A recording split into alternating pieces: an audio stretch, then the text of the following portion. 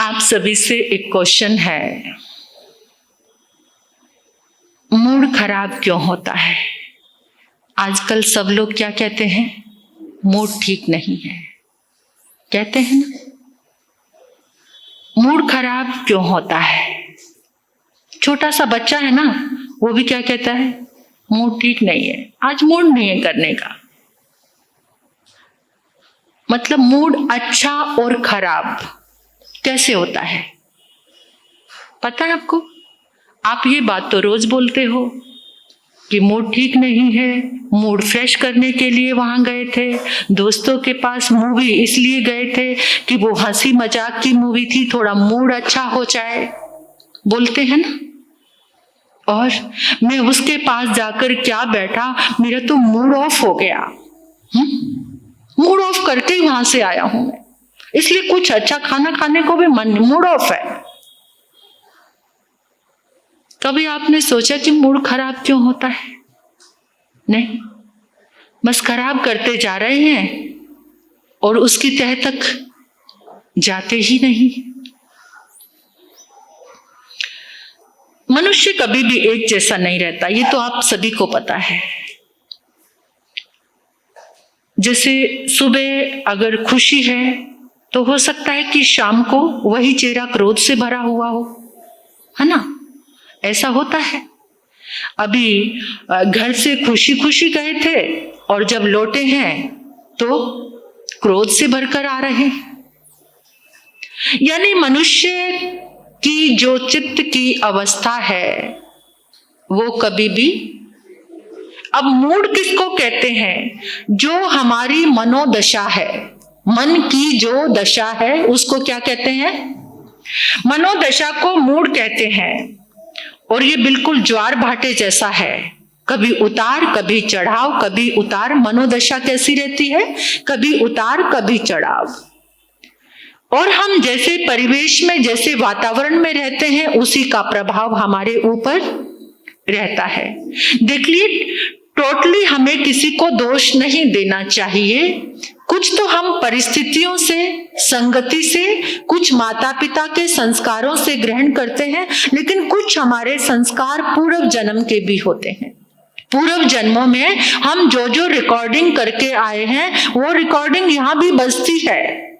अब पहले आप क्या थे और उस रिकॉर्डिंग को आप डिलीट करके नहीं आए तो वो यहाँ पर इस जन्म में भी बजनी शुरू हो जाएगी। चाहे वो खुशी की है, चाहे वो अच्छी है, चाहे वो बुरी है, चाहे वो नेगेटिव है, चाहे वो पॉजिटिव है। तो आजकल वैज्ञानिक एक चीज पर, अब मैं आपको बता रही हूं कि मूड हमारा खराब क्यों होता है, यानी हमारी मनोदशा, मूड मीन्स मनोदशा, वो हमारी खराब क्यों होती है, उसके ऊपर वैज्ञानिकों ने एक खोज की है। और उस खोज में पता चला कि एक रसायन होता है हमारी बॉडी में जिसका नाम है ट्रिप्टोफैन। उस रसायन का क्या नाम है? ट्रिप्टोफैन। और उस रसायन से जब वो हमारे शरीर में पैदा होता है, वो हमारी भावनाओं से, हमारे क्रियाकलाप से, हमारे लाइफस्टाइल से, खाने से, पीने से, बहुत सारी चीजों से हमारे भीतर अनेकों रसायन हर समय पैदा हो रहे हैं, रिलीज हो रहे हैं, नष्ट हो रहे हैं, जन्म हो रहा है, वो सारे हमारी कोशिकाओं में पहुंच रहे हैं। तो जो ट्रिप्टोफैन नाम का रसायन है, उससे एक और रसायन का निर्माण होता है, उसका नाम है सेराटोनिन। सेराटोनिन रसायन। जब वो उसकी मात्रा कम हो जाती है, उसकी परसेंटेज कम हो जाती है, तो हमारी मनोदशा यानी हमारा मूड ऑफ हो जाता है। हमारा मूड ऑफ हो जाता है। जब हमारे भीतर में वो सेरोटोनिन अगर वो भरपूर मात्रा में है तो हम हमेशा खुश रहते हैं। क्या कहते हैं? अरे उसकी नेचर बहुत जॉली है, हमेशा हंसता ही रहता है, सबको हंसाता ही रहता है। इसका मतलब उसके अंदर जो सेरोटोनिन नाम का रसायन है वो भरपूर मात्रा में है, वो हमें प्रसन्न करता है, खुश करता है। और इससे एक और बात होती है कि ये जो पदार्थ, ये रसायन अगर हमारी बॉडी में भरपूर है तो इससे हमें डर भी नहीं लगता, वो व्यक्ति निडर होता है। जो व्यक्ति हर समय प्रसन्न रहता है, मूड स्विंग नहीं होते जिसके, मतलब हर परिस्थिति में वो अच्छा बना रहता है, तो वो किसी से भयभीत भी नहीं होता। जो उदास रहने वाला, जिसका मूड ऑफ रहता है, वो भयभीत भी रहता है। अब बात यह है कि ये जो रसायन है ये कैसे बने हमारे अंदर, कम क्यों होता है और भरपूर कैसे बने। ये हमारे आगम का ही आधार है। इसमें जो ये मैं बोल रही हूं ना आपको, ये तो साइंस आज सामने आई है, लेकिन हमारे आगमों में ये बहुत पहले से है। और उसमें एक बात आती है कि जो आहार का मन से संबंध है। देखिए भोजन, जैसे हम एक पल भी भोजन के बिना नहीं रहते ना, आपको पता है कि हम भोजन के बिना एक पल भी नहीं रहते। अभी ये जीवन लेने के बाद नहीं, जब हमारी मृत्यु हो जाती है उस समय जब हम मां के गर्भ में जाते, जो अंतराल गति बोलते हैं उसको अंतराल गति बोलते हैं, उस समय भी चेतना के साथ दो शरीर रहते हैं। क्या? कौन सा? तेजस और कार्बन शरीर। जिस समय हमने माता के गर्भ में प्रवेश किया, उस समय जीव जो सबसे पहला काम करता है वो भोजन लेने का काम करता है। जहां संस्कार की बात चली है तो थोड़ी सी आपके नॉलेज में एक बात और देना चाहती हूं। आप तो उस मंजर से गुजर चुके हैं, लेकिन फिर भी अगर किसी को आप ये बात बता सकें, या आपको पता है या नहीं मुझे नहीं मालूम, लेकिन फिर भी मैं आपको बताना चाहूंगी। एक पलक झपकने का जितना समय है ना, उतना उससे भी कम सूक्ष्म समय में ये जीव मां के गर्भ में प्रवेश करता है। और वहां जाकर सबसे पहले आहार कितने प्रकार का है? आहार कितने प्रकार का है? 3 प्रकार का आहार है। एक है ओज आहार, एक है रोम आहार, एक है कवल आहार। कवल आहार, रोम आहार कौन सा है? जैसे तेल मालिश। रोम आहार हम एवरी टाइम, ऑल टाइम लेते रहते हैं। इस पूरे वातावरण की गर्मी नमी वो सब कहाँ पहुंचती है? रोम के माध्यम से हमारे अंदर जाती है। आप किसी पेड़ के नीचे बैठते हैं, उस पेड़ की जो भी पॉजिटिव नेगेटिव एनर्जी है वो हमारे रोम के माध्यम से हमारे अंदर जा रही है। रोम आहार आप किसी के पास बैठकर भी ले रहे हैं, जैसे किसी भी व्यक्ति के पास बैठ रहे हैं, उसकी ऊर्जा रोम के माध्यम से आपके अंदर जा रही है, ये रोम आहार। और फिर लेप मालिश तेल वगैरह ये भी सब रोम आहार के अंतर्गत आता है। कवल आहार, कवल आहार कौन सा है? जो हम बाइट लेकर भोजन करते हैं वो कौन सा है? कवल आहार बोलते हैं उसको। अब मैं आपसे पूछती हूं कि ओज आहार कौन सा है? ओज मालूम है किसी को? ओज आहार याद रखोगे या यहीं छोड़ के जाओगे? आपके काम की बात है सभी के। ओज आहार कौन सा है? ओज आहार बहने आपको पता है ओज आहार कौन सा है? नहीं? ओज आहार जिस समय जीव मां के गर्भ में पहुंचता है वो सबसे पहले जाकर ओज आहार करता है। वो ओज आहार क्या है? माता पिता ने, पति पत्नी ने जो संबंध बनाया, उस समय उनके रज और वीर्य का जो पुद्गल वहां पर पड़े हैं, जीव सबसे पहले जाकर उसको ग्रहण करता है। तो पहला शरीर किससे बना? ओज आहार से। अगर वो ओज आहार क्रोध में था, पति पत्नी ने रिलेशन बनाया, कोई जीव कंसीव हो गया, आ गया मां के गर्भ में रुक गया, उन्होंने जो संबंध बनाया अगर वो क्रोध में बनाया, तुम दुनिया भर की कोशिश कर लेना, उस बच्चे के अंदर से क्रोध कम करने में कामयाब नहीं हो पाओगे। क्योंकि उसका जो शरीर पहला जो उसने आहार किया, पहले के जो लोग थे ना, वो संतान उत्पत्ति के लिए बड़े प्यारे वातावरण में संयोग करते थे, संभोग करते थे। उस समय जो जीव माँ के गर्भ में आता था, जो जीव वहां रह जाता था, उसके अंदर प्रेम के, सादगी के, सद्विचारों के क्या होते थे? संस्कार।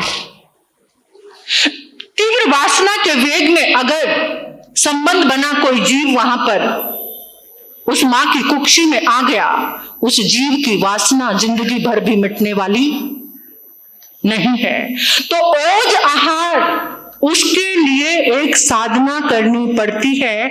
महापुरुष को, एक सद्विचारों वाले बच्चे को, एक महापुरुष को, एक अच्छे बच्चे को जन्म देने के लिए माता पिता को कुछ त्याग करना पड़ता है। परमात्मा का प्रसाद समझकर उस समय अगर प्रेम के साथ, सुसंस्कारों, शांत भाव से अगर रिलेशनशिप में आए और उस समय कोई जीव गर्भ में आया, तो वो जीव निश्चय ही और प्रार्थना और दुआओं के साथ। तो ये ओज आहार से हमारा शरीर बना है। अब ये शरीर किसने दिया है? पहला ओज आहार। बाकी आहार तो आप जिंदगी भर चेंज करते रहते हैं उसको सुधारने की, ठीक है, वो प्रभाव करता है, लेकिन वो प्रभाव कैसा है? टेम्परेरी। कैसा प्रभाव है वो? टेम्परेरी। अभी आपने भोजन को प्रसाद बनाकर खाया, तो जितनी देर तक वो भोजन पचेगा आपको वो प्रसाद की अनुभूति दिलाता रहेगा। लेकिन फिर दूसरी बार में ही जाकर आपने होटल में भोजन खा लिया और वहां पर आपने प्रसाद नहीं बनाया, तो वो भोजन। लेकिन अगर ओज आहार के लिए मां जागरूक हो गई है, माता पिता दोनों ही साधना कर रहे हैं, उस बच्चे को ओज आहार देने की साधना, ये गर्भ संस्कार की साधना चलती है, एक प्रार्थना चलती है कुछ दिन के लिए कि मेरे आंगन में, मेरे घर में, मेरी कुक्षी में एक महापुरुष का आगमन हो। और उन प्रार्थनाओं में जब माता पिता दोनों मिलकर प्रार्थना करते हैं, तो हो सकता है कोई एक जीव देवलोक में जिसका आयुष्य पूर्ण हो रहा हो और वो देख रहा हो कि इस माँ की पुकार है, क्योंकि उसके पास भी शक्ति है, इस माँ की पुकार है, तो मुझे इसी के गर्भ में जाना है, वो मुझे महापुरुष बनाने की ताकत रखती है। और वो जीव का ओरा और उस माँ की प्रार्थना से जुड़ जाता है, तो एक महापुरुष का आगमन हो सकता है। आप रोम आहार को भी बदल सकते हैं, कवल आहार को भी बदल सकते हैं, लेकिन ओज आहार बदलने की शक्ति हमारे पास नहीं है। ओज आहार को कौन बदल सकता है?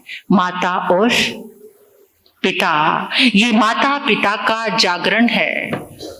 समय की सुई तो कह रही है कि 10-25 हो गए हैं अभी हमको।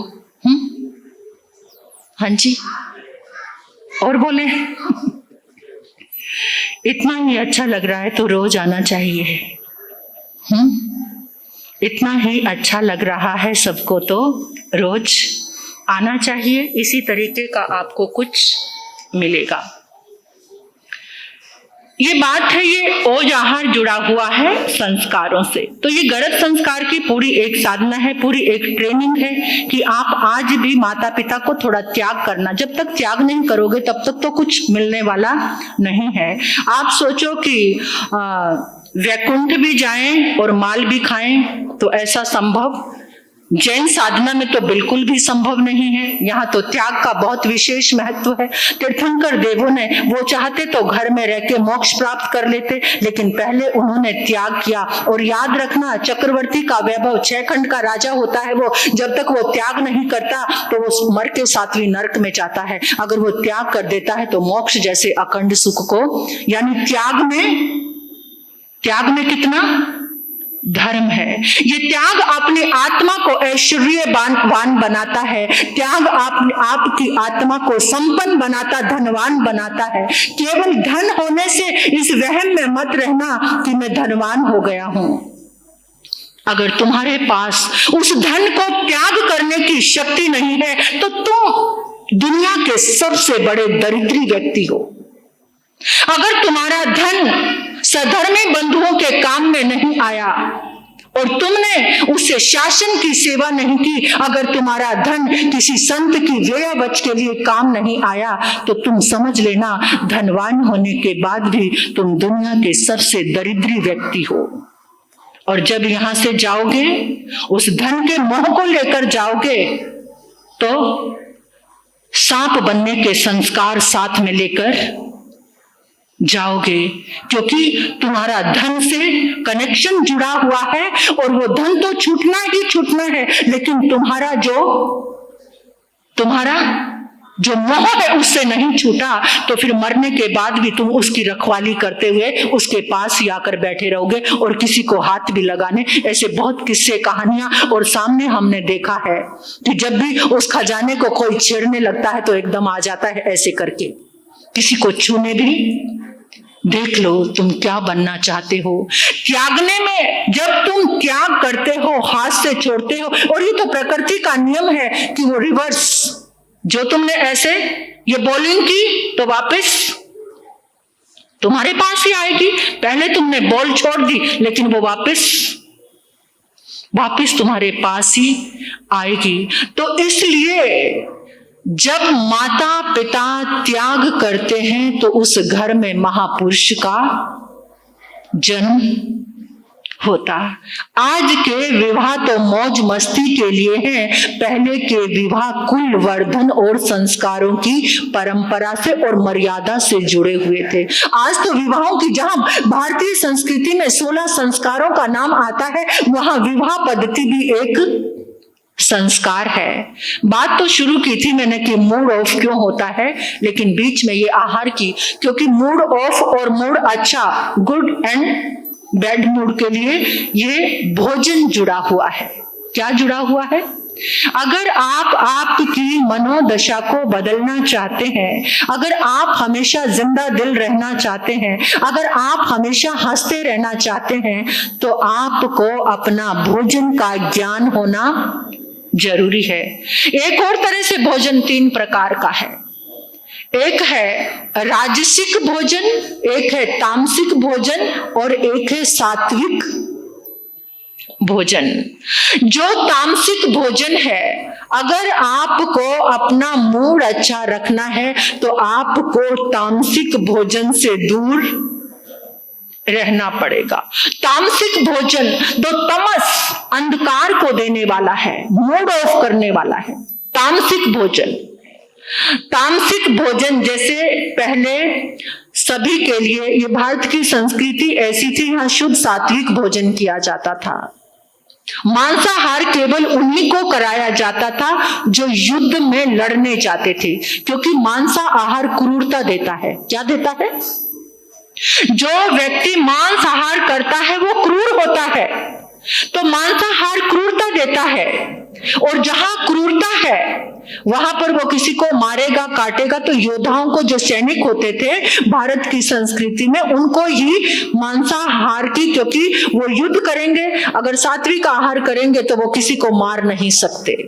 जो सात्विक आहार करता है वो किसी को मार नहीं सकता। जितने भी ये नशा देने वाले मादक पदार्थ हैं, जो अपने मूड को अच्छा रखना चाहते हैं, पहले उनका सेवन नहीं करना। जो तमस दे रहे हैं, कोई शरीर में रोग हो गया है या आपको लगता है कि प्याज लहसुन का सेवन ये एक औषधि के रूप में मैं कर रहा हूं, तो ठीक है। लेकिन अगर आप उसको स्वाद के लिए हम खा रहे हैं तो उससे हमारा तमस, क्या तामसिक वृत्ति बढ़ रही है। तो उसके लिए जागरूक होना बहुत जरूरी है। तो जो इस आहार के लिए, जो सात्विक भोजन करता है, उसका मूड बहुत कम ऑफ होता है।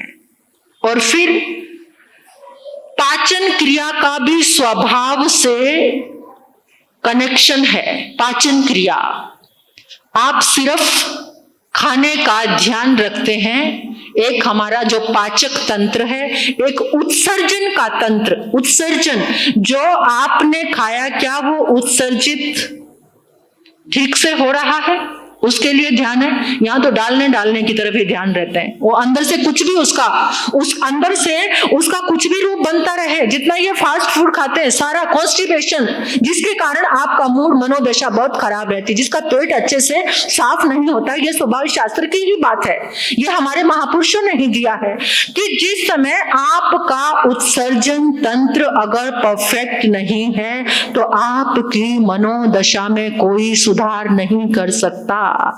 अगर आपका पेट अच्छे से साफ नहीं होता तो वो मल आपको डिप्रेशन भी दिला सकता है। तो उसके लिए हमें क्या करना है? जागरूक होना। जितना खाने के लिए जागरूक हो ना, स्वादिष्ट यहां डालने के लिए जागरूक रहते। आंतड़ियों की तो ऐसी की तैसी होती रहे। कितनी ही देर में पचने वाला भोजन, रात को भी, शाम को भी क्या खाकर सोते हो? शाम को नहीं, रात को भी फास्ट फूड। और ये बाजार में जितने एकदम रसीले, लचीले, सुगंधित, जो आपके इस जिभा पर इतने अच्छे टेस्टी क्या ये पदार्थ आप खाते हो, वो आपकी आंतड़ियों की क्या हालत कर रहे हैं पता है? सारा मल आंतड़ियों में फंसता है और उससे सुबह उठते मूड ऑफ है, कोई मुस्कुराने को भी दिल नहीं करता, किसी से बात करने को भी मन नहीं करता, भगवान को याद करने को तो कौन सा मन करेगा। इससे क्या है, हमारे स्वभाव से जुड़ा हुआ है हमारा पाचन तंत्र।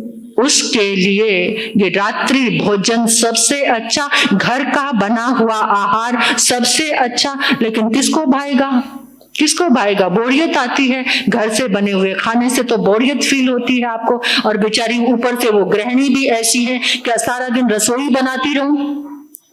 वो भी आपको 10 बातें सुना देती हैं, आज बाहर चलो, और फिर आप बाहर जाने को तैयार होते हैं और फॉइल में लिपटे वहां पर वो पीछे का रिजल्ट आप बिना देखे उसको खाते हैं और अपना मूड ऑफ करते रहते हैं। तो अब मनोदशा को प्रश्न ये आता है कि मनोदशा क्यों बदलती है? ये भोजन का संबंध हो गया, उसमें बहुत बड़ा कारण है।